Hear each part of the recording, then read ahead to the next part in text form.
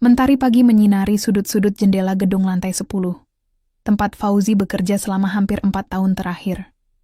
Sebuah perusahaan rintisan berbasis teknologi finansial yang awalnya hanya punya 2 ruangan kecil, kini telah berkembang menjadi kantor dengan lantai sendiri dan puluhan karyawan. Fauzi mengingat betul hari pertamanya di sini. Gugup, berharap, dan penuh semangat. Kini, dia bukan lagi karyawan baru. Ia adalah salah satu analis keuangan terbaik yang dimiliki tim. Setiap pagi, Fauzi datang lebih awal.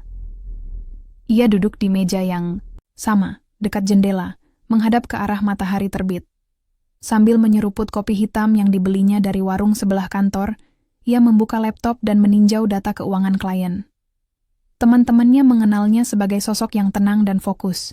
Jarang terlibat dalam obrolan santai yang berlarut-larut, tapi selalu menjadi orang yang mereka cari saat laporan keuangan bermasalah atau presentasi penting harus disiapkan. Hari itu, suasana kantor sedikit berbeda. Ada bisik-bisik yang tidak biasa.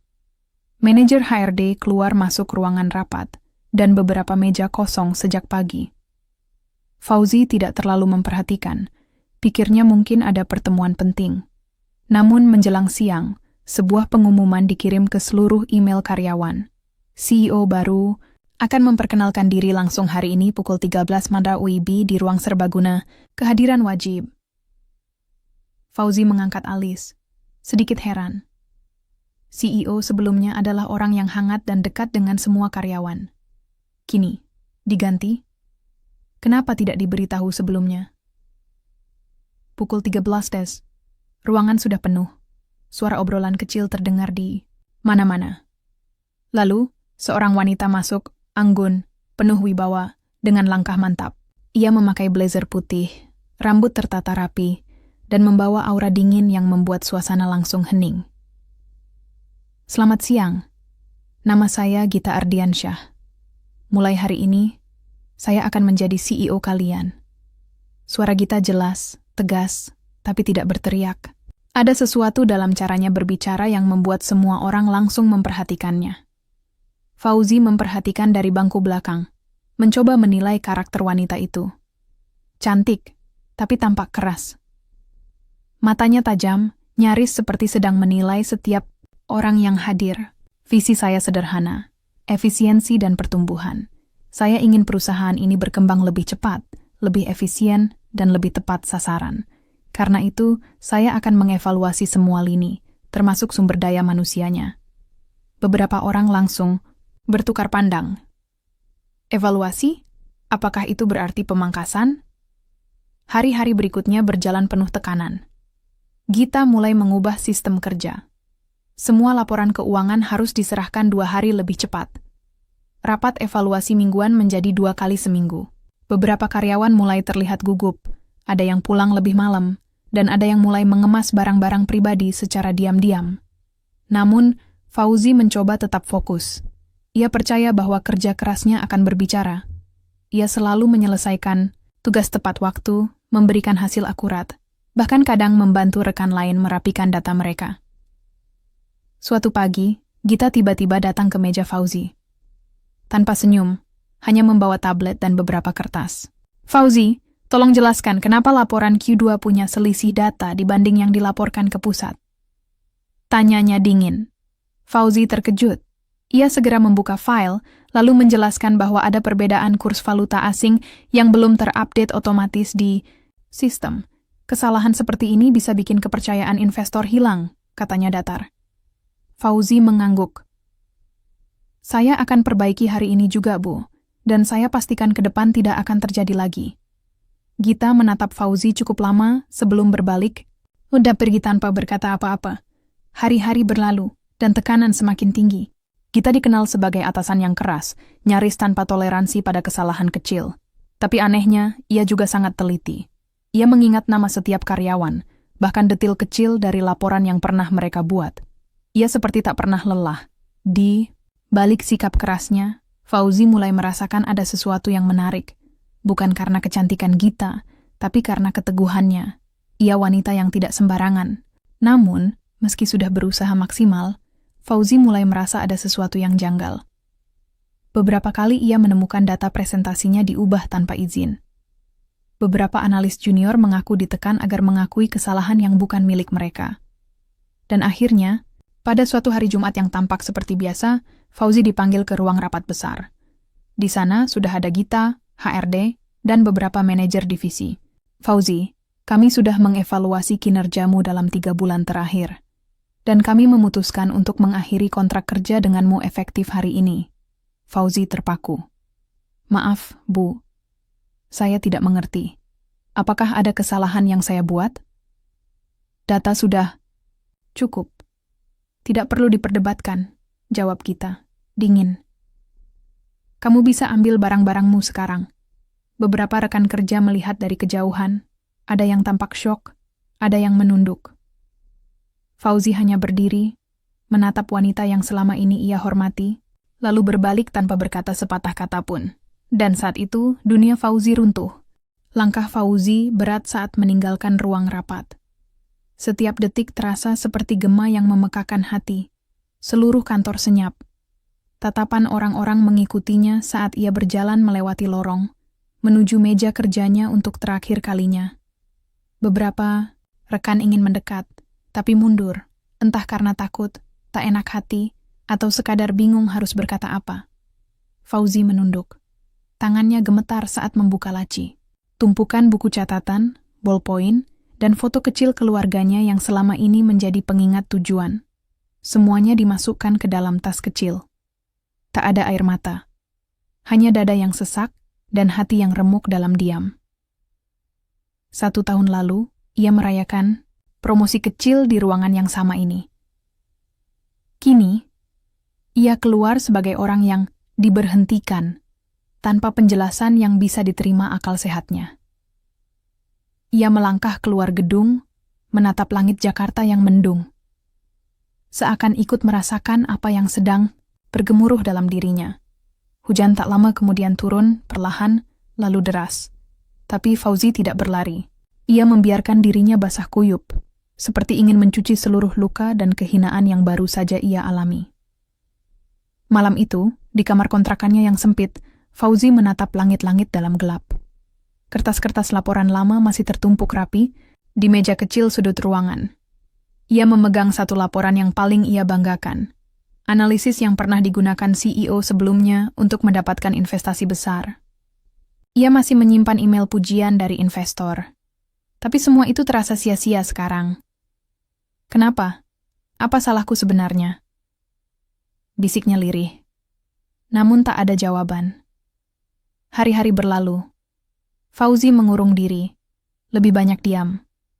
Teman-teman dekat sesekali menghubungi lewat pesan. Tapi ia hanya membalas singkat. Ia terlalu malu untuk menceritakan semuanya. Dunia yang selama ini dibangunnya dari bawah runtuh dalam hitungan menit. Di depan semua orang. Ibunya sempat menelpon, bertanya kenapa jarang mengirim uang seperti biasa. Fauzi hanya bilang sedang ada kendala kerja, mencoba terdengar tenang, meski dalam hati ia hancur. Lalu, satu malam, ia menatap cermin. Rambutnya mulai berantakan, matanya cekung. Ia sadar, jika ia terus seperti ini, maka semua akan benar-benar hilang. Ia bangkit, duduk di depan laptop, dan mulai mengetik. Satu demi satu, ia kirim lamaran kerja ke berbagai tempat. Ia menulis ulang CV, memoles portofolio, dan bahkan mulai membuat blog pribadi berisi analisis ekonomi. Jika dunia menolaknya, ia akan membuktikan bahwa ia tetap bernilai. Namun kenyataan tak seindah harapan. Minggu demi minggu berlalu tanpa panggilan. Bahkan satu perusahaan yang dulu sangat menghargai analis seperti dia, kini menolaknya dengan alasan tidak sesuai kebutuhan saat ini. Pada satu titik, ia mulai berpikir, apakah reputasiku sudah dirusak? Apakah Gita menyebarkan sesuatu tentangku? Gita. Nama itu kini memenuhi pikirannya. Bukan lagi sebagai pemimpin yang dikagumi, tapi sebagai wanita yang merenggut segalanya dalam satu keputusan tanpa penjelasan. Tapi mengapa? Apakah hanya karena kesalahan data? Atau ada sesuatu yang lain? Sampai suatu hari, Fauzi menerima pesan tak terduga. Seorang rekan lama dari kantor mengirim tangkapan layar, berisi notulensi internal rapat evaluasi, di mana nama Fauzi disebut sebagai pengorbanan kebijakan efisiensi. Bukan karena kesalahan kerja, tapi karena menjadi simbol kedisiplinan. Untuk memberi peringatan kepada yang lain, Fauzi terdiam lama. Jadi selama ini, ia dijadikan contoh, sebuah simbol. Ia tidak dipecat karena gagal, tapi karena terlalu terlihat menonjol, terlalu terlihat mandiri, terlalu berani menurut sistem baru. Sesuatu dalam dirinya membara. Ia menutup laptop dan berdiri. Ia tidak bisa membiarkan ini menjadi akhir. Dan dari sinilah tekad baru mulai tumbuh. Fauzi menyusun rencana. Ia akan membuktikan bahwa dirinya lebih dari sekadar simbol. Ia mulai mendekati para rekan lama. Bukan untuk curhat, tapi untuk menawarkan bantuan konsultasi keuangan secara freelance. Ia mengirim artikel ke media keuangan digital, menulis analisis, mendalam, dan mulai dikenal di kalangan komunitas analis independen. Sedikit demi sedikit, reputasinya kembali. Ia bahkan mendapatkan beberapa proyek kecil dari perusahaan luar negeri yang tertarik dengan gaya analisanya. Dalam 3 bulan, Fauzi membangun kembali pijakan yang kokoh. Namun, takdir memang suka bermain tak terduga. Suatu pagi, saat sedang memberi pelatihan daring, ia menerima email dari alamat yang sangat familiar. Subject: pertemuan bisnis. Gita Ardiansyah tubuhnya menegang. Ia membuka email itu dengan jantung berdebar. Fauzi, saya mendengar beberapa laporan tentang pekerjaan Anda belakangan ini. Saya ingin bertemu dan membicarakan kemungkinan kerjasama. Apakah Anda bersedia meluangkan waktu minggu ini? Gita Fauzi menatap layar lama sekali. Tidak percaya. Dunia seperti berputar cepat. Dari dipecat, dicampakkan, hingga kini, diminta bertemu oleh orang yang telah menjatuhkannya dulu. Ia menutup laptop perlahan. Kali ini, bukan dengan amarah, tapi dengan senyum kecil.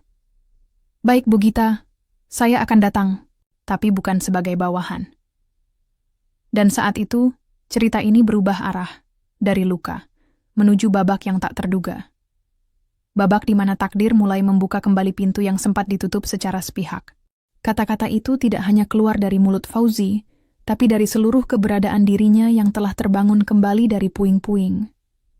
Setelah 3 bulan berjuang sendirian, tidak ada lagi jejak lelaki yang dulu berjalan pulang dari kantor dengan bahu jatuh dan mata kosong. Sekarang, Fauzi berdiri tegak, sebagai pria dengan harga diri yang baru dan keyakinan yang tumbuh bukan dari pengakuan orang lain, tapi dari keberaniannya sendiri melawan keadaan. Hari itu, Fauzi mengenakan kemeja, putih bersih dan jas abu-abu. Bukan jas mahal, tapi cukup rapi untuk menandai bahwa dirinya bukan lagi seseorang yang bisa dipandang sebelah mata. Ia datang tepat waktu ke sebuah kafe hotel yang terletak di pusat Jakarta, tempat pertemuan telah dijanjikan. Dan di sana, duduk seorang wanita yang dulu menghancurkan dunianya. Gita tampak sama. Rambut tersisir rapi, blazer hitam, tablet di tangan, dan ekspresi wajah yang sulit ditebak. Tapi ada sesuatu yang berbeda di matanya. Bukan dingin, bukan tajam, melainkan canggung, bahkan sedikit gelisah. Fauzi, katanya pelan. Bu Gita, jawab Fauzi dengan tenang. Mereka berjabat tangan, formal kaku, seperti 2 diplomat dari negara yang pernah berseteru diam-diam.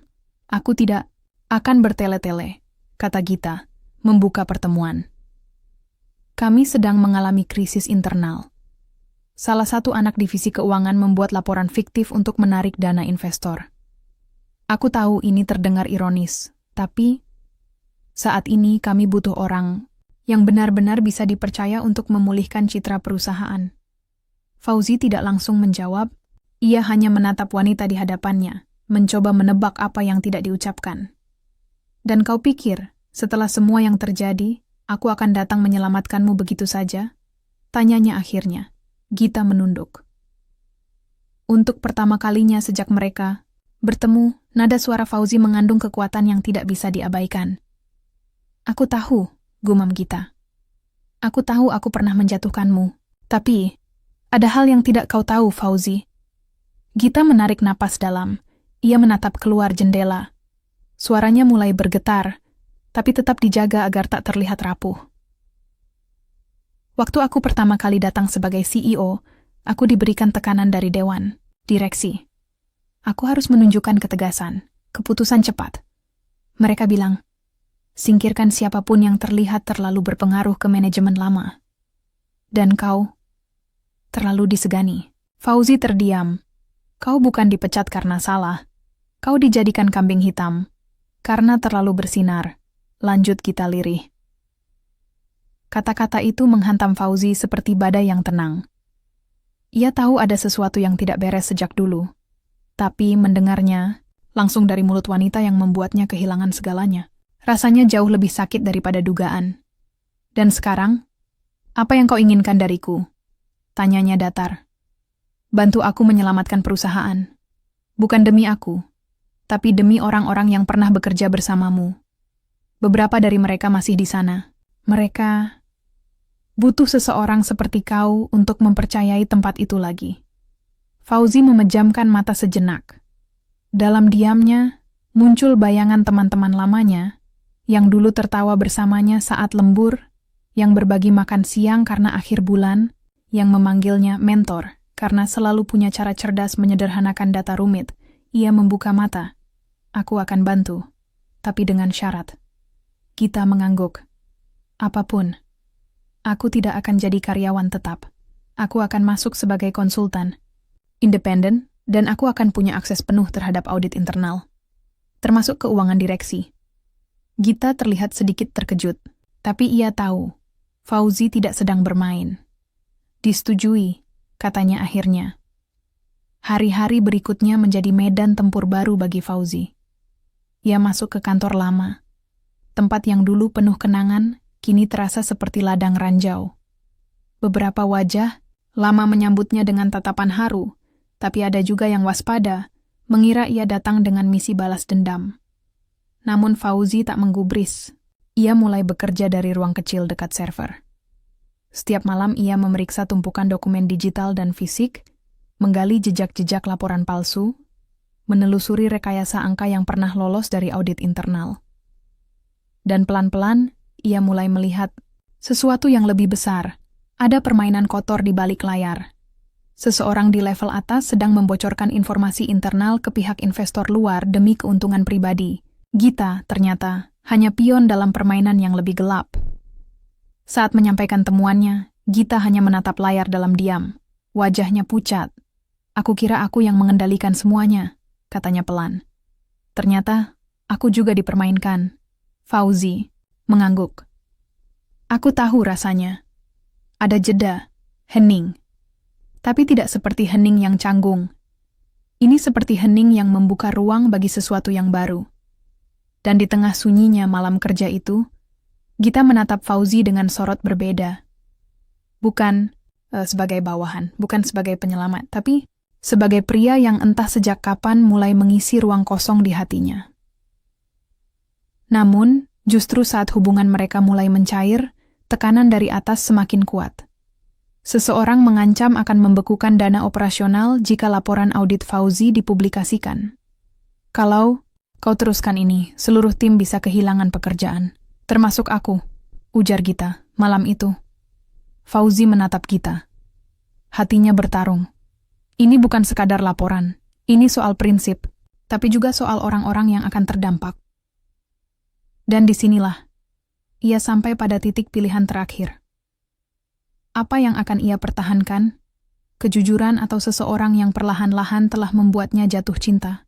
Fauzi berdiri di depan jendela kaca gedung yang dulunya terasa asing. Kini kembali akrab namun dalam bentuk berbeda. Jakarta berkelap-kelip malam itu, seperti gemerlap dunia yang sedang menanti keputusan seorang pria biasa, dengan beban luar biasa. Di tangannya, sebuah flash disk berisi laporan audit akhir yang sudah ia susun dengan sangat hati-hati. Bukti-bukti manipulasi data, rekayasa dana, dan nama-nama petinggi yang terlibat, semuanya ada di dalam sana. Jika ia kirim laporan ini ke otoritas pengawas keuangan, kebenaran akan menang. Tapi bersamaan dengan itu, perusahaan akan lumpuh, para pegawai bisa kehilangan pekerjaan, dan Gita, mungkin tidak akan pernah bisa memulihkan reputasinya. Kenapa hidup harus memaksaku memilih antara prinsip dan perasaan? Batin Fauzi getir. Pikiran Fauzi melayang ke beberapa hari terakhir. Ia dan Gita mulai sering menghabiskan waktu bersama. Awalnya karena pekerjaan, lalu berlanjut ke percakapan-percakapan pribadi yang tak terduga.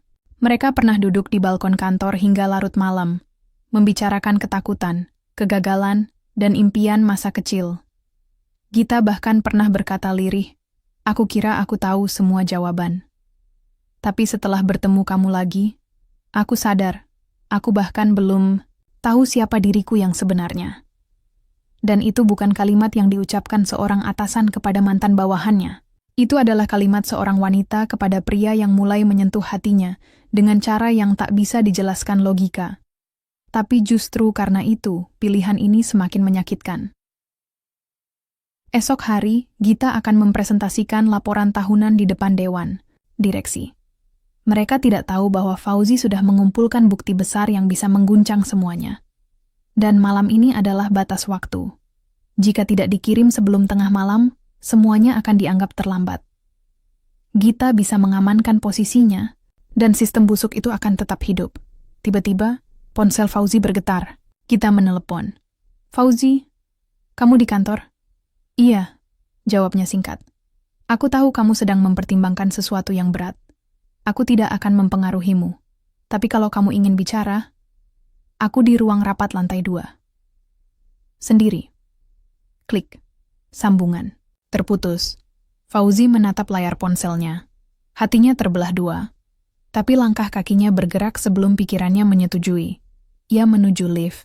Dan dalam perjalanan itu, ia bertanya pada dirinya sendiri. Apakah cinta bisa tetap murni jika dibangun di atas kebohongan? Ruang rapat kosong, hanya ada satu cahaya di sudut, dan Gita duduk dengan mata yang sembab. Ia tidak sedang tampil sebagai CEO. Tidak sedang memegang kendali. Ia hanya wanita yang sedang rapuh. Manusiawi, jujur. "Aku tidak akan menghentikanmu," ucapnya pelan saat melihat Fauzi masuk. "Kalau kau memang harus melaporkan semua itu, lakukanlah." Fauzi menghela napas panjang. Ia berjalan perlahan, lalu duduk di depannya. "Aku tahu kau takut," katanya lembut. "Tapi bukan takut kehilangan jabatan. Kau takut kehilangan kepercayaan orang-orang. Aku juga." Gita menunduk. "Aku takut kehilangan kamu." Kata-kata itu menusuk sunyi, tapi jujur. Dan Fauzi tahu, ia juga tidak bisa membohongi hatinya sendiri lagi. "Kalau aku pilih kamu, aku khianati semua perjuanganku," katanya lirih. "Tapi kalau aku pilih kebenaran, aku mungkin akan kehilangan kamu." Gita menggenggam tangannya. "Kamu tidak perlu memilih salah satu. Kita bisa hadapi ini sama-sama." Fauzi terdiam. Lalu perlahan, ia membuka flash disk dari sakunya, meletakkannya di meja. "Aku akan serahkan ini, tapi bukan lewat jalan belakang. Aku ingin kamu yang menyampaikannya di depan dewan besok, bukan aku." Gita menatapnya, terkejut. "Kamu percaya aku sanggup? Kalau kamu tidak sanggup, aku tidak akan jatuh cinta padamu," ujar Fauzi. Seketika air mata Gita tumpah. Ia bangkit, memeluknya. Dan dalam pelukan itu, ada sesuatu yang lebih kuat dari rasa takut, keberanian. Keesokan harinya, ruangan rapat dipenuhi para direksi. Mereka tidak tahu apa yang akan terjadi. Tapi begitu Gita mulai berbicara, suasana langsung berubah. Dengan suara tegas tapi bergetar, Gita mempresentasikan semua temuan Fauzi. Ia mengungkap nama-nama, menjelaskan alurnya, dan menunjukkan bukti-bukti. Beberapa direksi langsung bereaksi, mencoba menutupinya. Tapi Gita berdiri tegar. "Saya bertanggung jawab. Jika saya harus mundur, saya siap. Tapi saya tidak akan berbohong demi menyelamatkan posisi. Saya lebih memilih kehilangan jabatan daripada kehilangan integritas saya sebagai manusia." Ruang itu sunyi. Lalu salah satu direksi veteran berdiri dan berkata, "Saya pikir kita baru saja menemukan pemimpin sejati." Akhirnya, keputusan dibuat. Para pelaku utama diberhentikan, Dan Gita diminta tetap memimpin, kali ini dengan pengawasan ketat dan kepercayaan yang lahir dari kejujuran. Dan Fauzi, ia tidak kembali sebagai karyawan, tapi sebagai partner tetap perusahaan, konsultan, utama yang tak hanya dipercaya, tapi juga dihormati.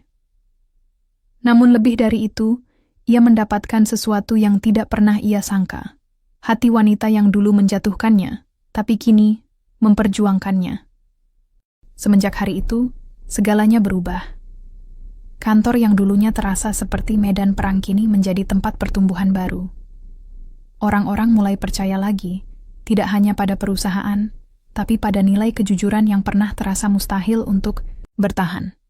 Dan di tengah-tengah perubahan itu, Fauzi dan Gita menemukan cara mereka sendiri untuk kembali menata dunia yang pernah retak di antara mereka. Tidak ada pengakuan cinta berlebihan. Tidak ada drama sinetron. Hanya dua manusia yang perlahan belajar membuka hati satu sama lain, dengan luka yang masih ada, tapi tidak lagi menjadi penghalang.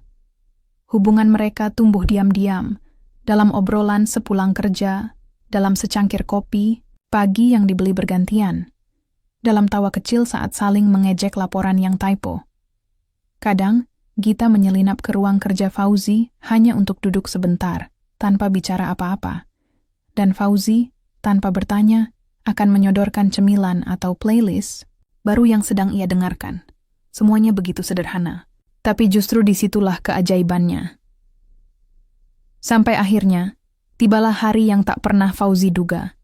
Ulang tahunnya. Ia tidak pernah mengharapkan apapun dari hari itu. Bagi Fauzi, ulang tahun hanya pengingat waktu yang berjalan tanpa bisa ditawar. Tapi, pagi itu saat ia membuka pintu ruang kerjanya, ia terpaku. Di mejanya tergeletak sebuah kotak kecil berwarna hitam. Di atasnya, selembar kertas dengan tulisan tangan yang halus. Selamat ulang tahun, Fauzi. Dulu aku menjatuhkanmu. Sekarang, izinkan aku menjadi alasan kau percaya lagi. Tangannya sedikit gemetar saat membuka kotak itu. Isinya, pulpen logam. Dengan inisial namanya terukir halus, dan sebuah kunci kecil. Fauzi mengernyit. Lalu ia melihat catatan di bawah kotak. Kunci ini untuk ruang yang belum pernah kamu datangi. Lantai 12. Malam ini, jam 7. Hari itu berjalan lebih lambat dari biasanya. Dan tepat pukul 7 malam, ia berdiri di depan pintu kaca di lantai 12. Lantai yang selama ini digunakan sebagai ruang arsip yang tidak aktif. Tapi saat ia membuka pintunya, ia terdiam. Ruang itu telah diubah. Lantai ditutupi karpet coklat hangat, cahaya lampu temaram menyoroti satu meja bundar dengan dua kursi di tengah ruangan, dan jendela besar memperlihatkan pemandangan malam Jakarta yang berkilau. Di atas meja, ada dua piring berisi pasta dan dua gelas minuman hangat. Musik jazz lembut terdengar samar dari sudut ruangan. Dan di tengah semua itu, berdiri Gita. "Selamat datang," katanya pelan. Ia mengenakan blaus biru tua sederhana, tapi ekspresi wajahnya yang lembut membuat malam itu terasa istimewa. Fauzi melangkah pelan, seperti takut merusak keheningan yang indah itu. "Kenapa? Semua ini?" Gita tersenyum. "Karena selama ini, aku selalu menjadikan kekuatan sebagai tameng. Aku terlalu sibuk jadi kuat, sampai lupa bahwa membuka hati juga butuh keberanian." Ia menarik napas. "Aku tahu aku bukan wanita yang sempurna. Bahkan mungkin bukan pilihan yang tepat di masa lalu. Tapi kalau kamu bersedia memberiku kesempatan, aku ingin kita berjalan sama-sama. Tanpa jabatan, tanpa masa lalu. Hanya kita." Dari sekarang, Fauzi menatapnya lama. Dan untuk pertama kalinya sejak lama, ia tidak lagi merasa harus menjaga harga diri, tidak lagi takut disakiti. Karena malam itu ia tahu, Gita tidak lagi berdiri sebagai wanita yang menjatuhkannya, tapi sebagai wanita yang kini berdiri di sisinya. Ia tersenyum pelan. "Kamu tahu, dulu aku kira kehilangan pekerjaanku itu akhir dari segalanya. Tapi ternyata, itu awal dari kisah paling jujur dalam hidupku." Mereka duduk. Makan malam dalam diam yang nyaman, saling berbagi cerita kecil, saling menyentuh tangan tanpa canggung. Dan di tengah percakapan yang mengalir ringan, Gita menatap Fauzi dengan mata yang jernih. "Kau tahu," katanya pelan, "aku tidak pernah percaya pada takdir sebelumnya. Tapi malam ini aku ingin percaya." Fauzi membalas tatapannya. Takdir itu bukan soal apa yang terjadi pada kita, tapi soal bagaimana kita memilih berdiri setelahnya. Dan di sanalah, untuk pertama kalinya sejak semua badai berlalu, mereka saling tersenyum sebagai dua manusia yang utuh. Tidak sempurna, tapi utuh. Karena cinta sejati tidak datang dari kisah yang lurus dan mulus, melainkan dari keberanian untuk tetap mencinta setelah luka dan kehilangan. Tahun-tahun berikutnya berlalu tanpa gemuruh. Tidak ada pesta besar, tidak ada publikasi tentang kisah cinta di balik korporasi. Yang ada hanyalah dua orang yang memutuskan untuk terus melangkah bersama, hari demi hari, dalam keheningan yang saling memahami. Fauzi tetap bekerja sebagai konsultan independen, membantu perusahaan-perusahaan kecil membangun sistem yang transparan. Namanya pelan-pelan dikenal sebagai orang yang membawa perubahan tanpa mencederai. Sementara Gita, ia tetap memimpin perusahaan dengan wajah baru, bukan dengan topeng kekuasaan, melainkan dengan suara keberanian yang lahir dari kejujuran. Namun jauh dari dunia kerja dan segala pencapaiannya, mereka membangun sesuatu yang lebih penting, sebuah kepercayaan. Fauzi tak pernah menuntut Gita untuk mengganti masa lalu. Ia tahu, pengampunan bukan berarti melupakan, tapi menerima bahwa masa lalu tak lagi memiliki kuasa atas masa kini. Dan Gita, ia belajar mencintai tanpa kendali. Ia tak lagi merasa harus menjadi sempurna untuk dicintai. Ia hanya perlu hadir seutuhnya. Mereka pernah bertengkar tentu saja, tentang hal-hal kecil, jadwal makan malam yang terlupa, perbedaan cara pandang, atau kecemasan Gita terhadap reputasinya. Tapi tidak pernah sekalipun Fauzi pergi tanpa berpamitan. Dan tidak pernah sekalipun Gita membiarkan pertengkaran menjadi alasan untuk menjauh. "Karena yang paling aku takutkan," kata Fauzi suatu malam, sambil memandangi wajah Gita yang tertidur di sofa, "bukan disakiti lagi, tapi kehilangan kesempatan untuk memperbaiki. Itu yang dulu tidak aku punya." Dan saat Gita terjaga, ia hanya tersenyum pelan, lalu menggenggam tangan Fauzi lebih erat. Hari-hari mereka tetap seperti orang biasa. Mereka belanja ke pasar, menonton film di akhir pekan, dan kadang hanya duduk di balkon sambil membicarakan hal-hal remeh.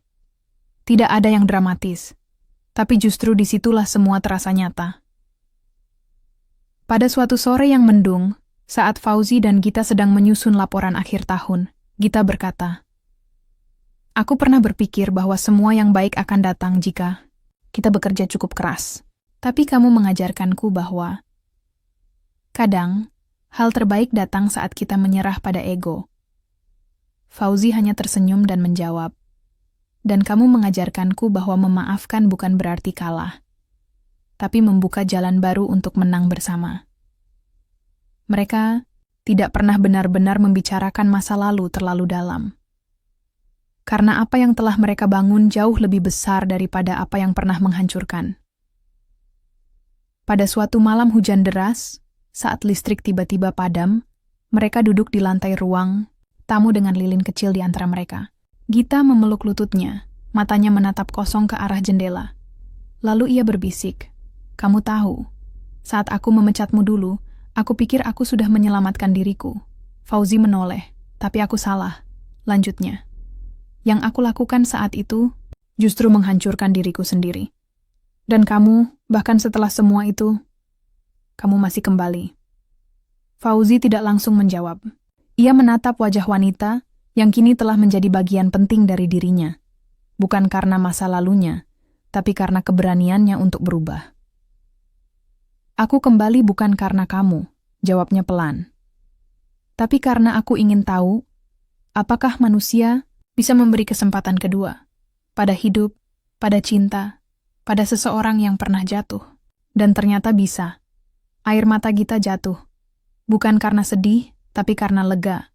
Karena di dunia yang seringkali keras dan penuh penilaian, ternyata masih ada ruang untuk penebusan, untuk perubahan, untuk cinta yang lahir dari luka, bukan dari kemewahan. Tahun berikutnya, mereka menikah dalam upacara kecil di tepi danau di luar kota. Hanya dihadiri keluarga dan sahabat terdekat. Tidak ada gaun mewah, tidak ada musik keras. Tapi saat Gita membaca ikrarnya dengan suara bergetar, dan Fauzi menatapnya dengan mata penuh air, semua tahu, itu bukan sekadar pernikahan. Itu adalah pengakuan dari dua jiwa yang pernah runtuh, tapi memilih untuk membangun ulang. Dan jika kau tanya pada Fauzi hari ini, apa bagian terbaik dari kisahnya? Ia akan menjawab tanpa ragu. Bukan ketika aku dipekerjakan kembali, bukan ketika aku mendapatkan kepercayaan, tapi ketika wanita yang dulu membuatku jatuh, akhirnya memutuskan untuk berdiri bersamaku. Bukan karena merasa bersalah, tapi karena mencintai dengan utuh. Dan jika kau tanya pada Gita, ia akan menjawab, cinta, dia jadi bukan awal sino siapa yang tidak pernah menyakiti, tapi tentang siapa yang memilih untuk tinggal, walau tahu kamu pernah jadi alasan luka itu ada. Tidak semua kejatuhan berarti akhir. Kadang, itu hanya cara hidup untuk mengalihkan kita ke jalan yang lebih tulus. Fauzi dan Gita adalah bukti bahwa bahkan di tengah rasa sakit, kehilangan, dan pengkhianatan, masih ada kesempatan kedua. Dan cinta yang tumbuh dari keberanian menghadapi kenyataan akan jauh lebih kuat dari cinta yang hanya tumbuh dalam kenyamanan. Karena pada akhirnya, cinta bukan tentang seberapa sempurna kita memulai, tapi seberapa berani kita memilih untuk tidak menyerah. Mentari pagi menyinari sudut-sudut jendela gedung lantai 10.